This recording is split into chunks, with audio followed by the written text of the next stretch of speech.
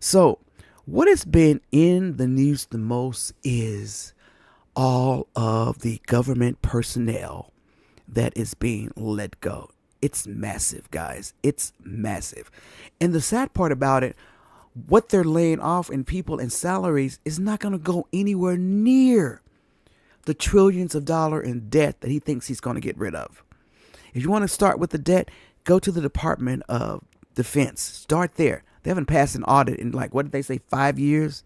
They've not passed an audit. Go to the Department of Defense and see what's going on over there. All right?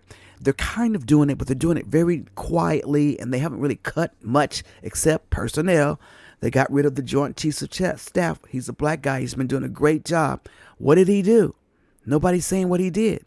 They just got rid of him. Pete Hegseth, before he was confirmed, said that he was going to get rid of anybody that has any. He said that guy should go. He'd already said it. And at one point we thought he was going to keep him, but then Donald Trump chopped him for no reason. We don't know why they chopped him.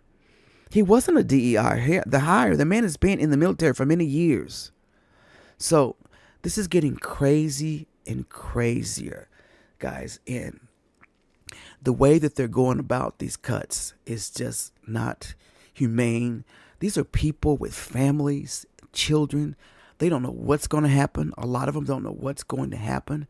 And yet they're doing this cutting, and it's not really doing much for the budget. It's unnecessary. Do I believe that the government has some waste and things that we can do? Yes, every company goes through that. Every company goes through budget cuts. They cut travel, they cut stuff. I mean, headcount is a part of it, but they're not even taking the time to understand what these people do. There was a Texas Ranger guy who was probationary. They're getting rid of the Texas Rangers in the parks and things. So he said the parks are probably going to end up being very well not maintained. But his particular job was he was a tour guide for a sacred Native American tour.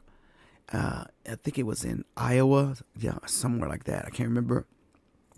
So, of course, they're going to cut that because anything to deal with nature, POCs, people of color, Native Americans have not been nice to Trump. They fought him on a lot of things. So, so there you go right there. So they're just going through, and I don't know what their method is of how they're selecting them, but it's not working.